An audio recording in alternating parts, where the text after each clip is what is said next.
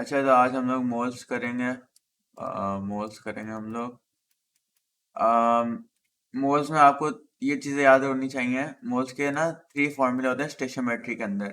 First is n is equals to mass upon M R या A R. Second formula आपका आएगा n is equals to volume upon 24 D M cube. Third formula आपके पास आएगा n is equals to concentration into volume. सही है। ये हमारे पास 3 फार्मूले हैं। इन फार्मूले में क्या जानना होगा? ये एम आर ए आर आपको निकालना आना चाहिए। 24 डी एम क्यूब जो है, इसको अगर सी एम क्यूब में मांगेंगे तो आप 1000 से डिवाइड करा दोगे, ओ सॉरी मल्टीप्लाई करा दोगे 1000 से। और बाकी तो कुछ खास नहीं है, बहुत सिंपल फार्मूला है। अब हम लोग क्वेश्चन की एग्जांपल लेंगे। I want you guys to read this question. मैं आपको समझाता हूँ इस क्वेश्चन को हम लोग पढ़ते कैसा है। हम लोग डायरेक्ट जंप करते हैं इस वाली लाइन पे जो आपकी इंपॉर्टेंट वाली है। सही है। अब हमें क्वेश्चन में से 2 चीजें फाइंड आउट करनी है। ओके, 2 चीजें फाइंड आउट करनी है। सबसे पहली चीज है कि आपको नोन वैल्यू क्या दी हुई है, और दूसरी चीज है आपको अननोन वैल्यू क्या दी हुई है। तो इस क्वेश्चन में हम लोग देखते हैं, इन एन एक्सपेरिमेंट फलाना ढिमकाना ऑफ सल्फ्यूरिक एसिड। मतलब आपको सल्फ्यूरिक एसिड का कुछ वैल्यू दिया हुआ है। ये जो वैल्यू दिया हुआ है कि हमारी बन जाएगी known value. Okay, this is the value we know of what, of sulphuric acid. Second आपको दिया हुआ है calculate the maximum mass of potassium sulphate. मतलब ये चीज हमें निकालनी है, हेंस दिस इज अननोन। और पोटेशियम सल्फेट होता है K2SO4। सही है। अब यूं हमने क्वेश्चन रीड कर लिया, नोन अननोन फिगर आउट कर लिए। अब हम लोग जाते हैं नीचे, हम लोग जाते हैं अगले स्टेप पे।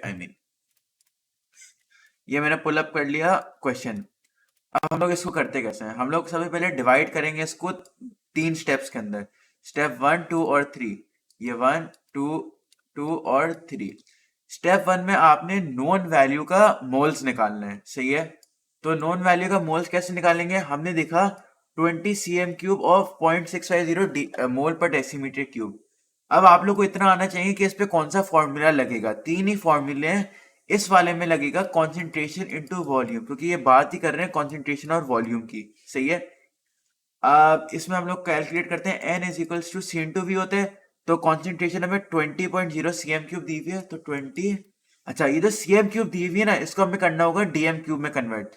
तो 20/1000 इंटू वॉल्यूम, और वॉल्यूम आपको दिया है 0.650, 0.650। इसका आंसर आपका आएगा, आपका आना चाहिए 0.0। अब कैलकुलेटर पे कर लेता हूँ। 0.013। सही है। 0.013।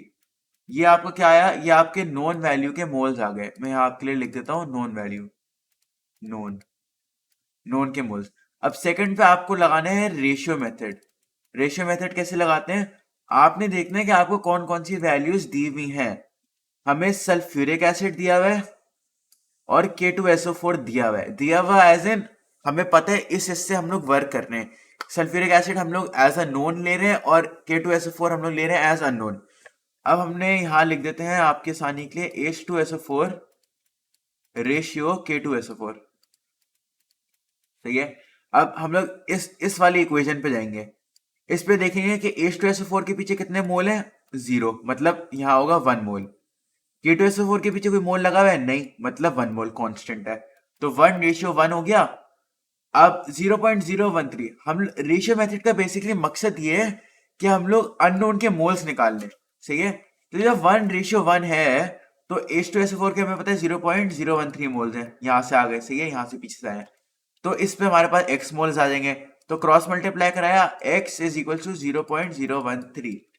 तो जो हमारे पास K2SO4 के मोल्स हैं वो हमारे पास कितने आ गए?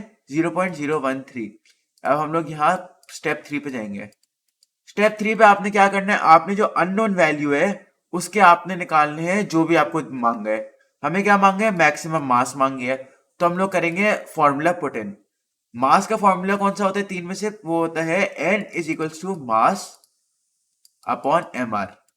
अब एन हमें पता है, हमने पीछे रेशियो मेथड से निकाल लिया एन 0.013। सही है। 0.013 is equals to mass upon M R. सही है। इधर तक सबको समझ आ रहा है? अब देखो, अब एम आर क्या है, एम आर आप लोगों को निकालनी आनी चाहिए। अगर आपको एम आर निकालनी नहीं आती है तो इस क्वेश्चन में इन्होंने लकीली दी हुई है, वरना अक्सर नहीं देते। तो 0.013 और फिर यहाँ जाके मल्टीप्लाई हो जाएगा इंटू 174, क्योंकि 174 ये दिया हुआ है, इज इक्वल्स टू मास। तो मास हमें दी हुई है, तो अगर आप कैलकुलेटर पे करो 2.26 ग्राम्स। सही है। इस आंसर को हम लोग वेरीफाई भी कर लेते हैं पास्ट ये मार्किंग स्कीम से।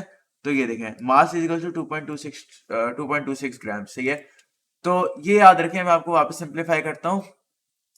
सबसे पहले आपने करना है क्वेश्चन रीड, उसके बाद आपने निकालना है नोन वैल्यू, और नोन के बाद निकालनी है आपने अननोन वैल्यू। अब नोन अननोन के बाद आपने करना है 3 स्टेप में डिवाइड, स्टेप 1, स्टेप 2 और 3, 1, 2 और 3। स्टेप 1 में आपने नोन का मोल्स निकालना है। स्टेप 2 में आपने इक्वेशन से रेशियो करना है, रेशियो मेथड, और रेशियो के थ्रू आपको मोल्स मिल जाएंगे थर्ड के, अननोन के। और थर्ड में क्या करना है, जो मोल्स मिले ना उससे अननोन की आपने वैल्यू निकालनी है। अगर मास पूछा है तो मास निकालो, वॉल्यूम पूछा है तो वॉल्यूम निकालो, बहुत इजी है। सही है। 3 स्टेप में। तो आपको ये याद रहना होगा, known, unknown, moles, sorry, known, आपका नोन क्या है, आपका अननोन क्या है। 3 स्टेप। स्टेप 1 में आपने निकालना है नोन के मोल, स्टेप 2 में आपने निकालना है ratio through the equation given, और स्टेप 3 में आपने उस रेशियो से मोल निकालने और उस मोल को 3 में पुट इन करना है, और आपके पास आ जाएगा अननोन की वैल्यू।